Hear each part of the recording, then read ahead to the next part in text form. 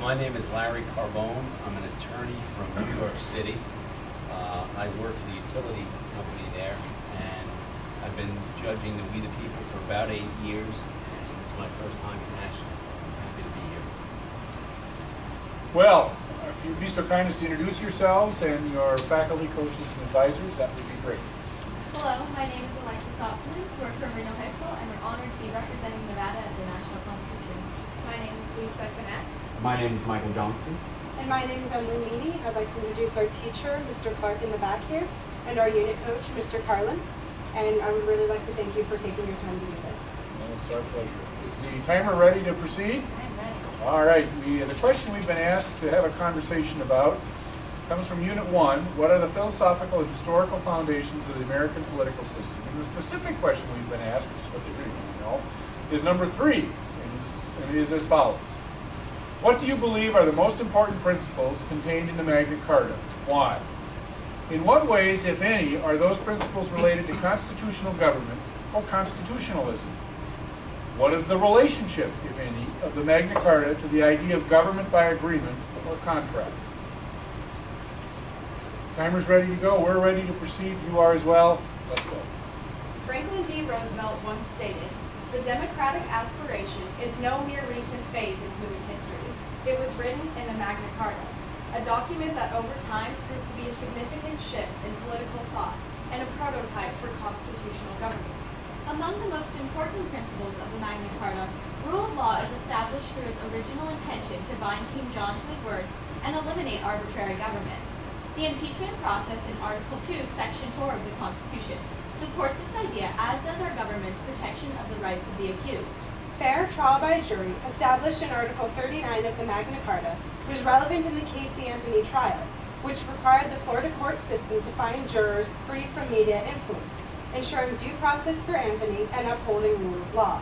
Protection against self-incrimination in Article 38 of the Magna Carta was incorporated through the 1963 Supreme Court case Malloy v. Hogan.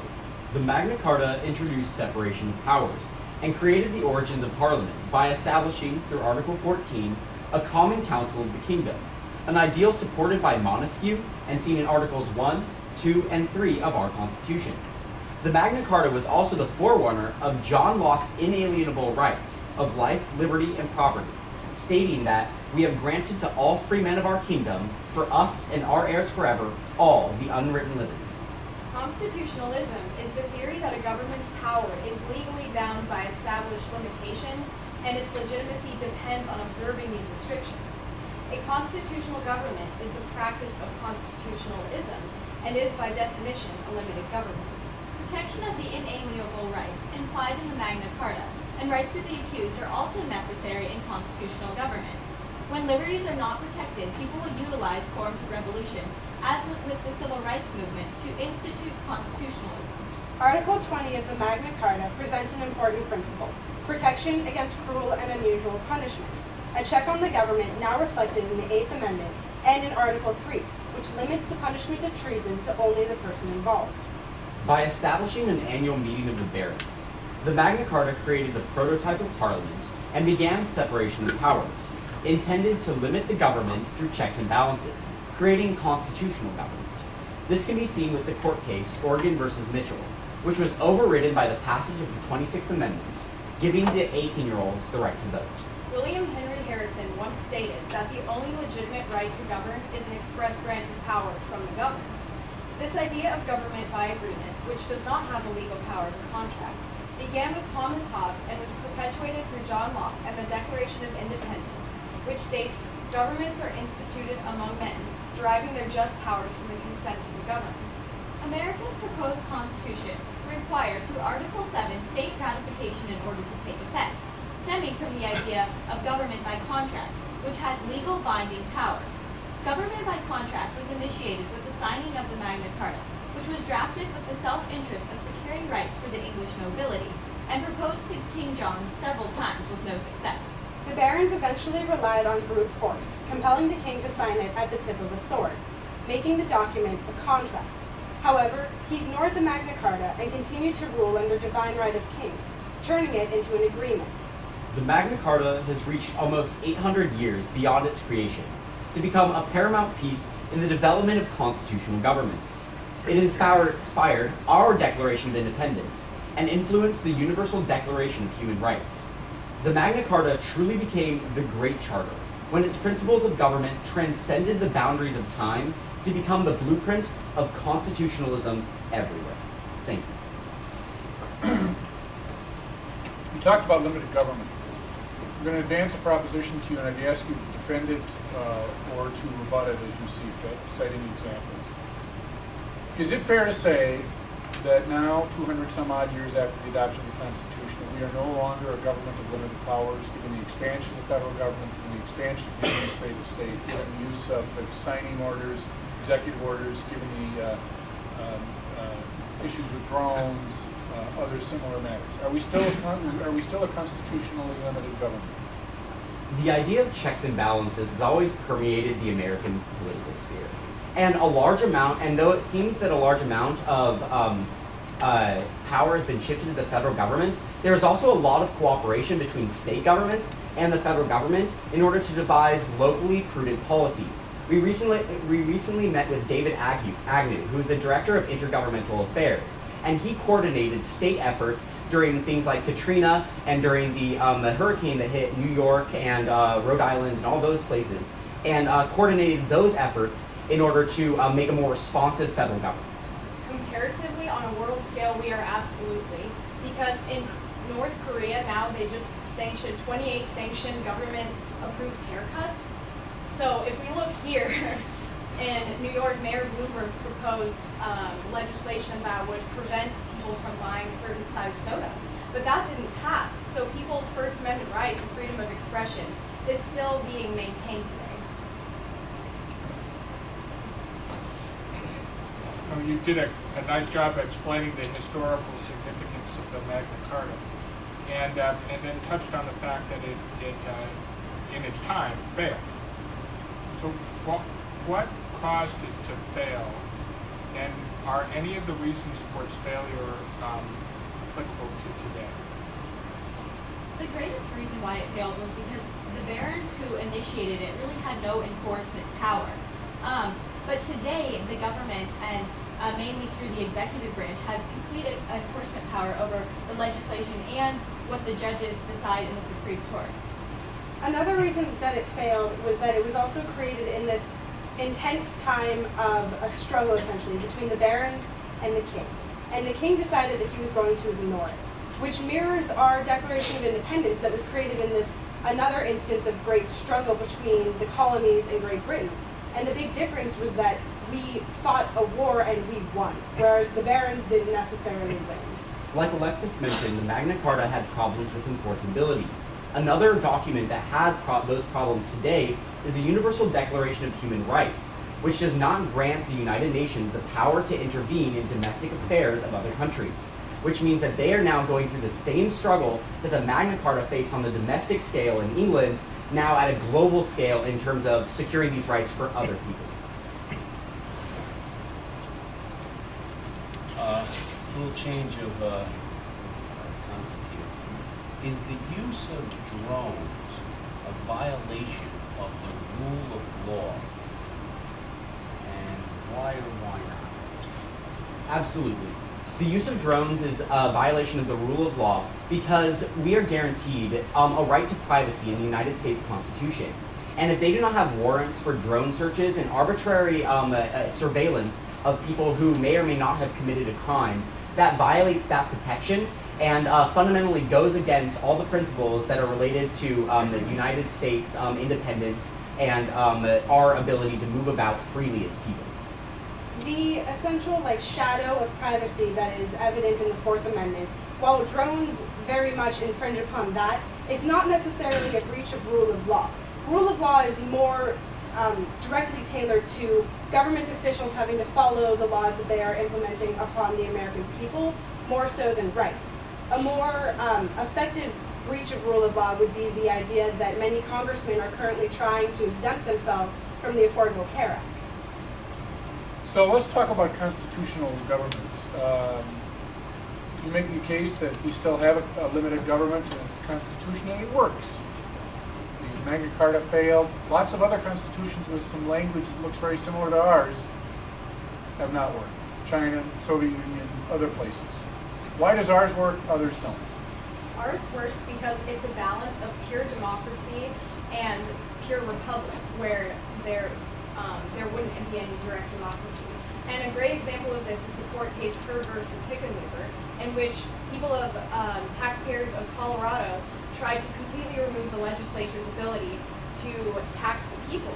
So what happened was, due to Article 4, Section 4 of the Constitution that guarantees a Republican form of government, that was unconstitutional. So we find that's a check on the people. Our Constitution works because it is a higher law of our country.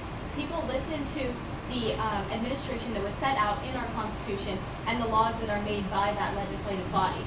Additionally, the people are very involved in the creation and the execution of our rights. As President Obama stated in his inaugural address, the rights that were established in the Declaration of Independence were self-evident but not self-executing. And our citizens go out and they execute these rights into creation. The American experiment is what created the conditions that were necessary and that built up this government that we have today. This isn't something that happened as soon as the signers or the creators of the Constitution drafted their version. It's something that has happened over 200 years of creative thought and political discourse that we value so much in the United States. All the contention that we see in Congress today over whether it's healthcare or drone strikes or anything has created the conditions necessary for us to develop a political discourse that allows for a more perfect union as quoted by our United States Constitution's preamble. Very good, thank you.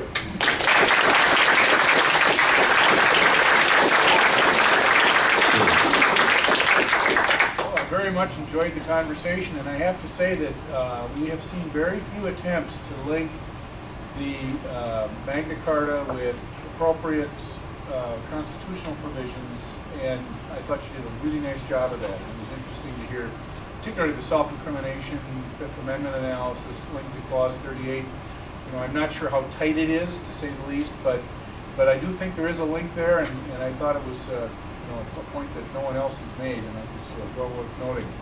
On my question about limited governments, I thought your point about comparatively, yes, it's limited government. That's a really good point. And again, it's not something we've heard from others.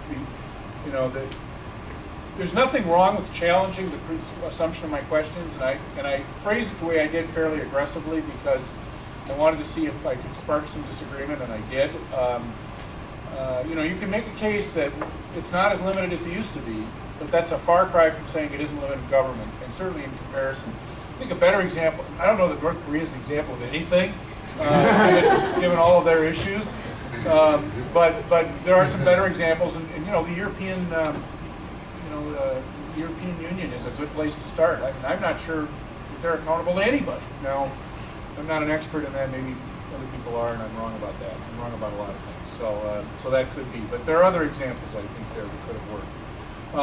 And I like the way you finished up on the question about why does it work for us and not for others.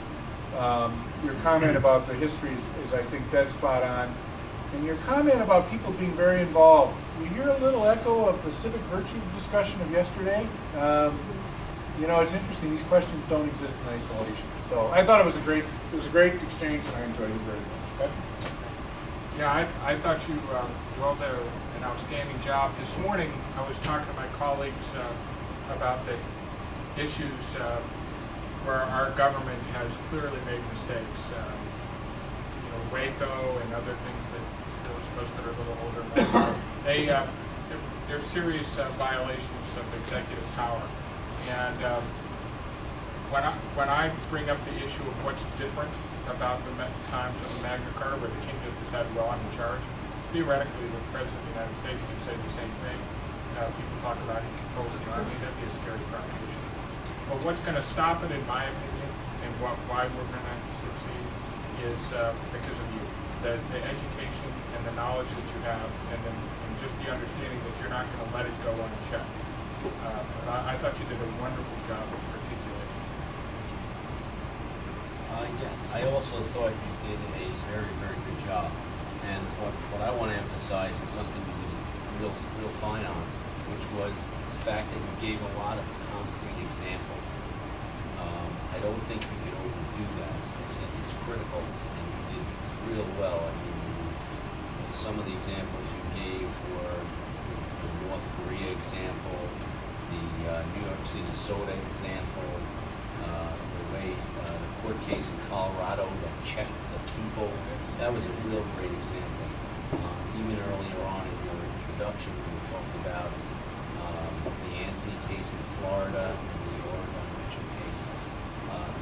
What we see when you give examples like that and explain them, which you did, but it's also, just keep in mind, it's critical to do that, is that you can apply the concepts to real life, and that you know what they're, you understand the concepts, and then you're giving examples of where those concepts apply. And again, that's why it's critical to explain them when you do it later on. But that's something that's critical to the law, and it's, you did a nice job with that. One small point is the soda legislation did pass. It was overturned by the courts. I'm not sure. It's one of those activist judges again. Anything else? Thanks very much.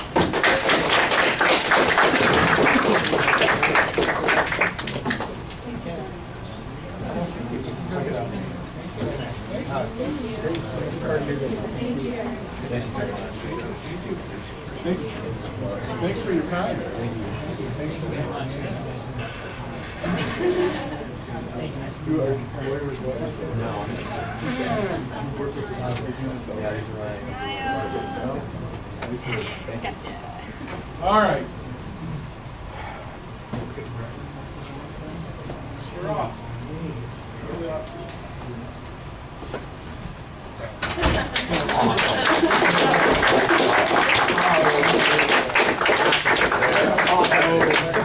But the passion with the examples, with just playing, And everybody's at the same level.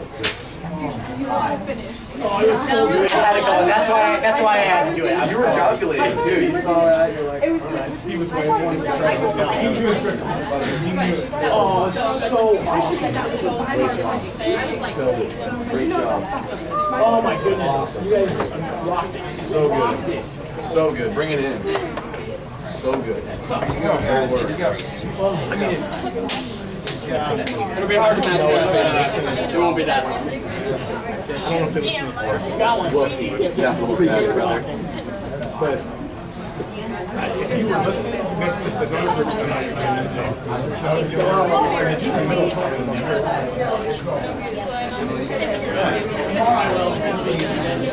That's right.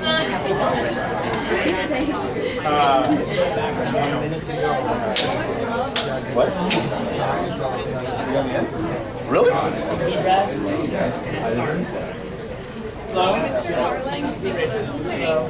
Do everything. You don't want to get caught while I'll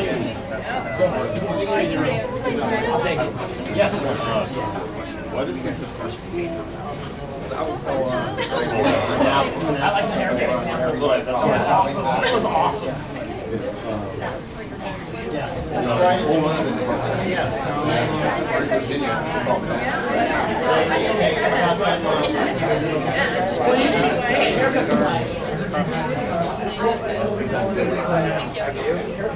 It's pretty good.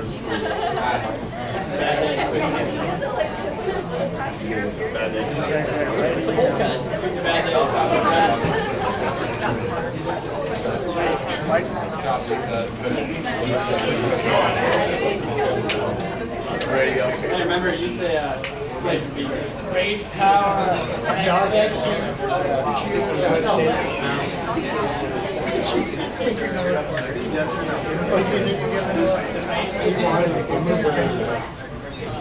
Michael, you grab me a water. Give me a water.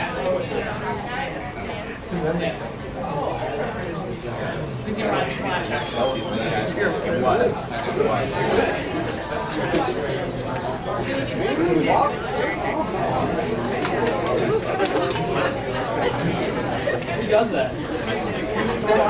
He was like,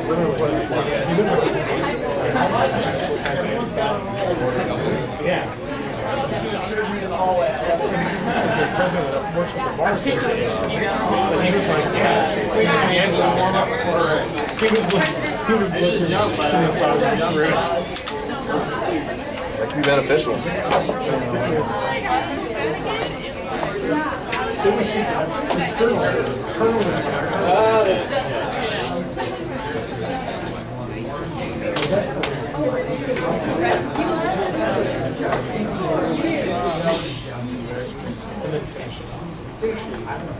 Emily. Yeah, they could have said that Dakota had overturned the code. We had a strategy. He was from New York, I couldn't tell you what it was. He didn't have, he did not have a New York accent, so I didn't One person now. What happened? South Africa. Let's get going. He was waiting to step out of his chair. Then he brought up the Muslim thing. It's basically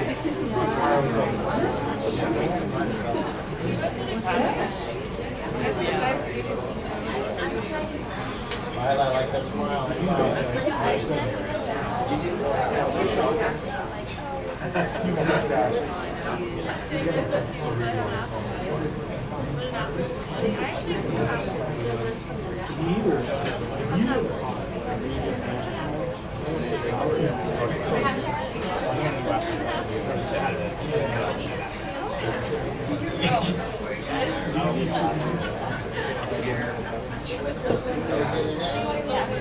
Wasn't bionic. Done. On deck, baby. You need to cut the show? I'll just like give you this one.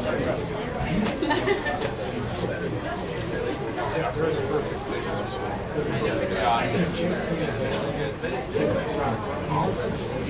He just sings a little smiles, just trips in my Well, and that's what that happens.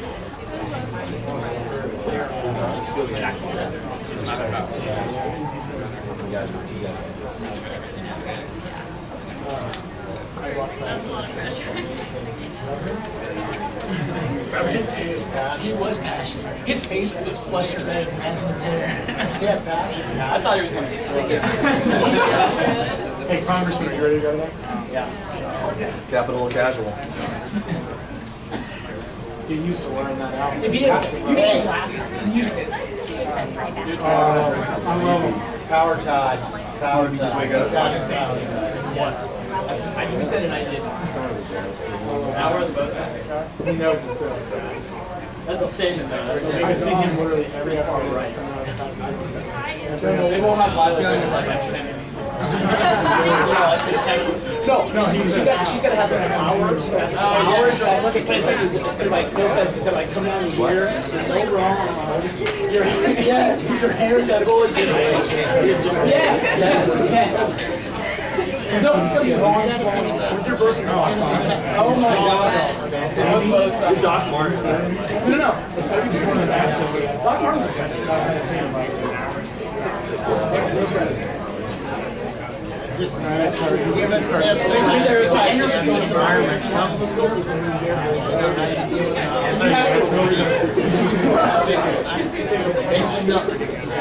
Hey, with lights alone and your earth smells. Talk to the professional. No, I'm going to show you. With a red dress on.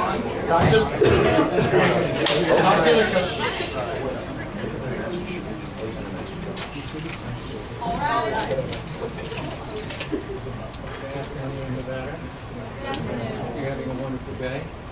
I'm John Hale, with the staff of the Center for Civic Education. I'd like to bring you these great tips. Go ahead and take a seat.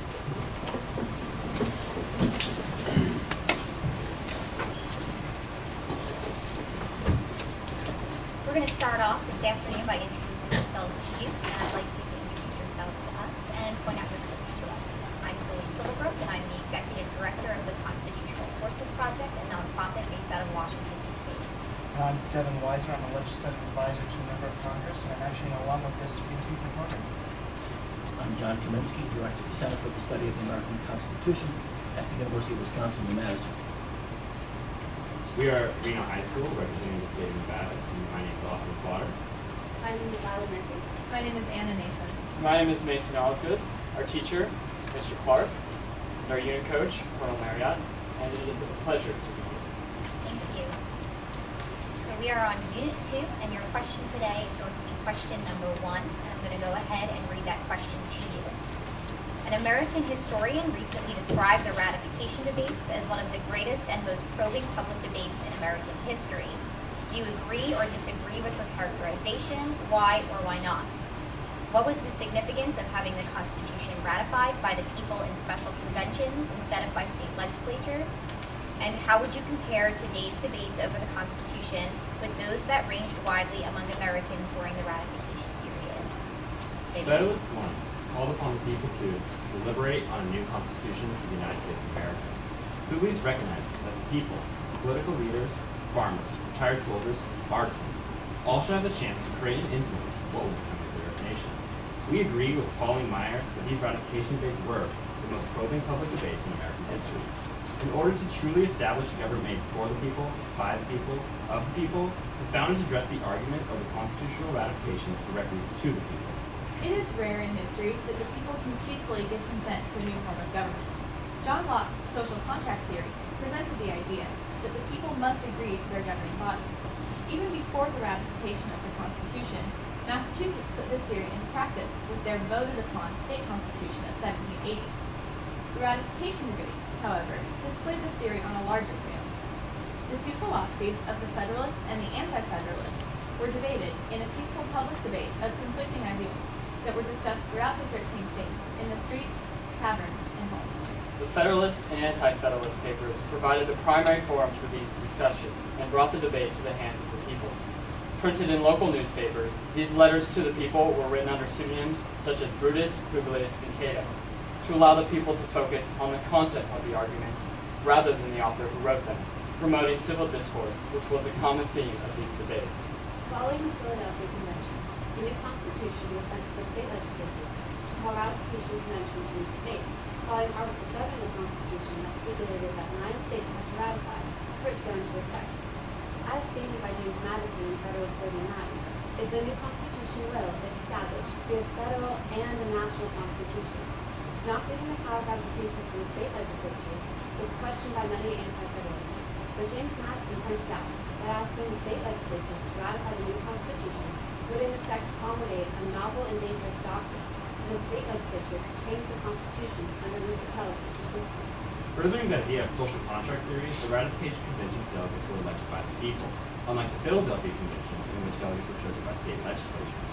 This was significant in that it opened up the avenue of power to the common man and was consistent with the preamble of the Constitution that stated, "We the people do ordain and establish the Constitution." During the state conventions, elected delegates deliberated over each article of the Constitution and were proceeded to decide on whether or not to ratify it. New Hampshire, being the 9th state to ratify the Constitution, would establish the document as supreme law of the land. And once both Virginia and New York ratified it after a promise of a Bill of Rights, it became a legitimate document due to their economic influence. Today, the Constitution is still heavily debated on what is the role of government, an issue also debated in the 1780s. Debates over the Second Amendment question what it means to have a well-regulated militia, and if an assault weapon is a regulated arm. And following the recent Supreme Court cases of Hollingsworth v. Perry and United States v. Windsor, a national debate has ensued on whether or not same-sex marriages are under state or federal jurisdiction. However, the debates today still differ in some respects. While the ratification debates focused on the content of the Constitution, debates today focus on the context of the Constitution. With the advancement of technology, television, and social media, these debates have become a constant part of everyday life in the United States. These mediums have allowed small minority factions to communicate through the use of vicious arts, as described in Federalist 10, allowing hyperpartisanship to take form and civil discourse to diminish. The framers' invitation to the people at the time of the ratification debates was revolutionary and influential in future American debates. Synopsizing this momentous event in our history, Thomas Jefferson stated that the preservation of the sacred fire of liberty and the destiny of the Republican model of government are justly considered as deeply, perhaps as finally staked, when the experiment trusted to the hands of the American people. Thank you. Thank you. Can you turn into it? Okay.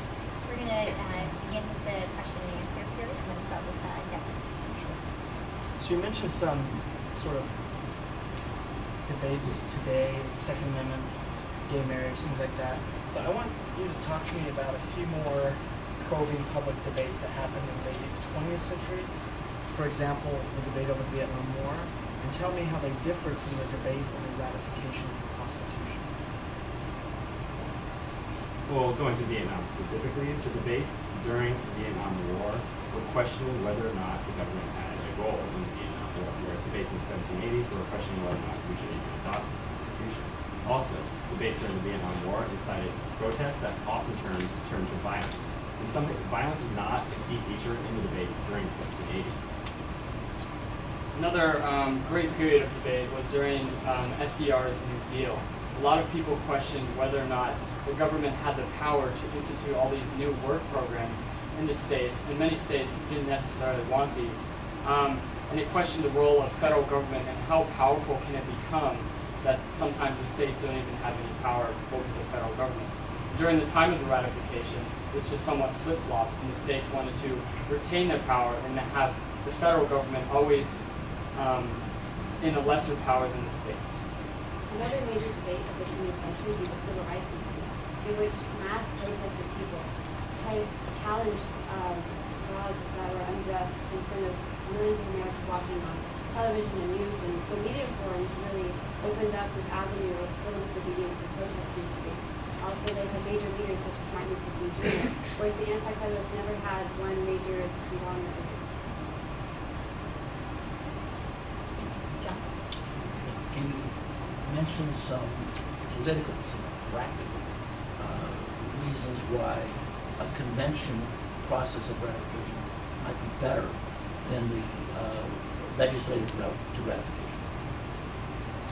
The convention process may be better in the fact that every convention will be different.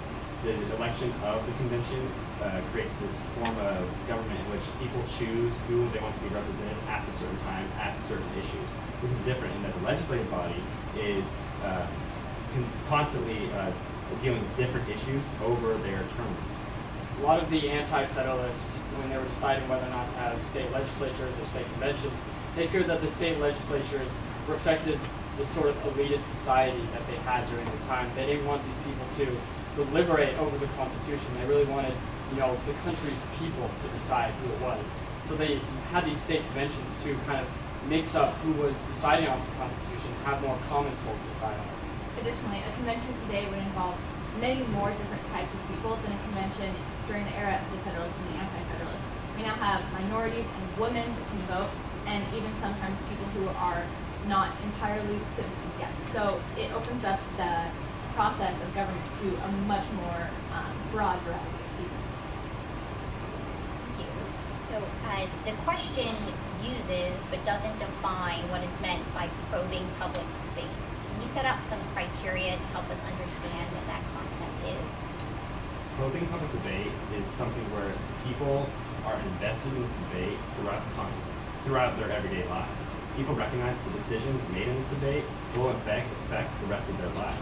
Such debates as the civil rights movement, as mentioned, people recognize that if civil rights did pass, that this would change the course of history, and the American Constitution ratification did in fact change the course of history. Today, a debate that many people see as probing is the debate over the Second Amendment. There's a lot of issues that are tied with deciding whether or not we should change the Second Amendment. Of course, there's these large gun manufacturers, large gun lobbyists, and of course the people who sometimes feel that the government should infringe upon this right that we've had forever. So this probing debate, it usually changes a lot of people's lives. And to be a probing public debate, the debate has to be public. And this is something that our society has achieved with the presence of media, not only among the masses of normal citizens, but among our congresspeople and elected officials themselves, who are sometimes even tweeting or Facebooking what's going on within the hearings.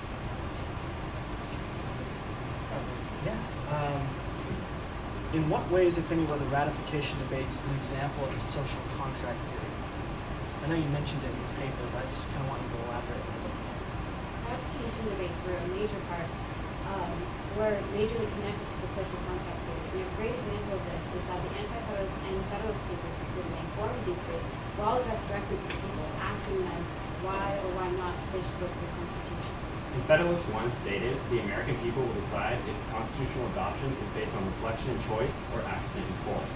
This upholds the idea that John Locke put forth in his social contract theory, that the people must agree to the Constitution and not be forced upon it. Brutus 1 also states that the fountain of all power comes from the people. So they wanted to have all of the people deliberate on this new constitution to see if it was too powerful or too weak. Johnny, a good, only have 1 minute left. Good question for them. Who would have voted for the Constitution, and why? I would not have voted for the Constitution because there is no provision for women voting whatsoever, and the issue of slavery is not mentioned, which George Mason put as a diabolical institution. I would have voted for the Constitution because of the greater central government it created after the Articles of Confederation, because such influences as Shays' Rebellion and the Shays' Rebellion proved to be catastrophic to the states under the Articles when there was no power that could contain them and protect the rest of the people. So for the gentleman on the end, we're out of time, but real fast, how would you vote? Federalist, anti-federalist. Anti-Federalist. Okay, that's all. Yep. I would vote Federalist. Okay. Aye.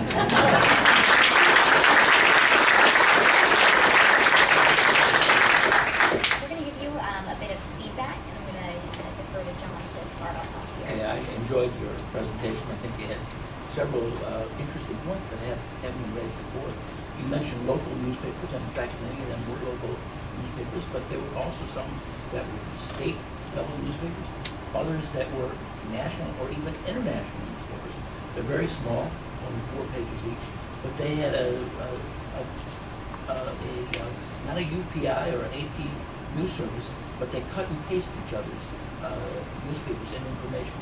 So one printer might exchange newspapers with half a dozen other newspaper printers throughout the country, and that kind of circulation. They would print on their 2 inside pages usually news from other states. So if you're a Philadelphia newspaper, you might have a dateline, New York, 25 October, the latest news. Or you would reprint pseudonymous essays from other states. And so although they were local newspapers, for the most part, they had a national flavor on this particular debate. It wasn't totally a local debate. It was partly a state, partly a regional, and partly a national debate with those newspapers. And the pamphlets had a greater circulation than local as well. I really enjoyed your reference of Federalist number 10 to our society today. I think it fits. All too often, I've been waging a war, but I'm surprised others have joined me on this, that Federalist number 10 has been overrated, certainly overrated in the debate over the Constitution. When Madison made those statements, nobody agreed with him, nobody disagreed with him. They fought over James Wilson's arguments, not Federalist number 10. But your reference to it today is perfect, and so I really enjoyed that. Finally, the convention route. There are a number of other political reasons. One, it's easier to get through 13 or 9 conventions rather than 24 state legislative bodies. That's just simpler. You could elect people who were ineligible to the legislature.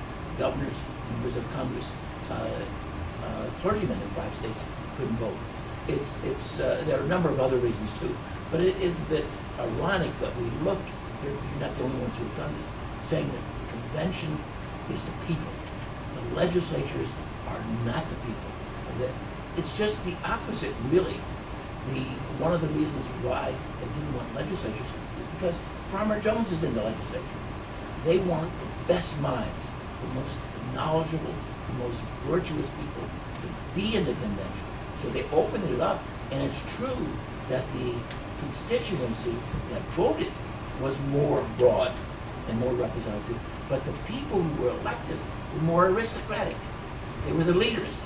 And the farmers that represented folks in the legislature were not elected to conventions. So in that sense, it was less democratic than the legislature. I think you did a very good job.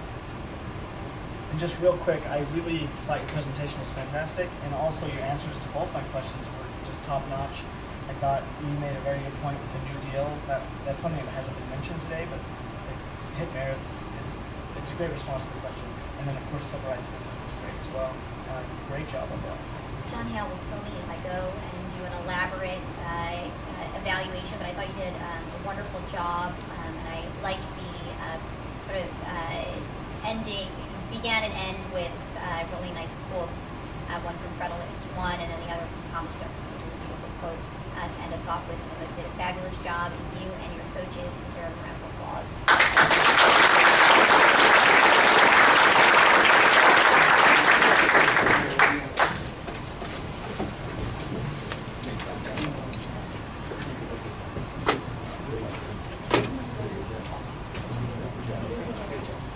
Very good, guys.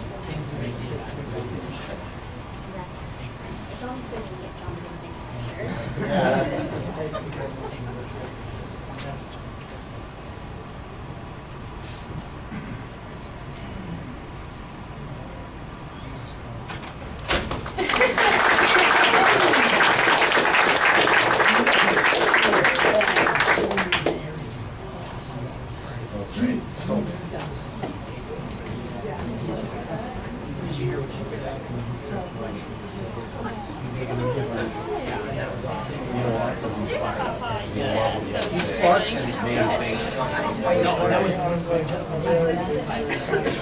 Unit 3, let's go!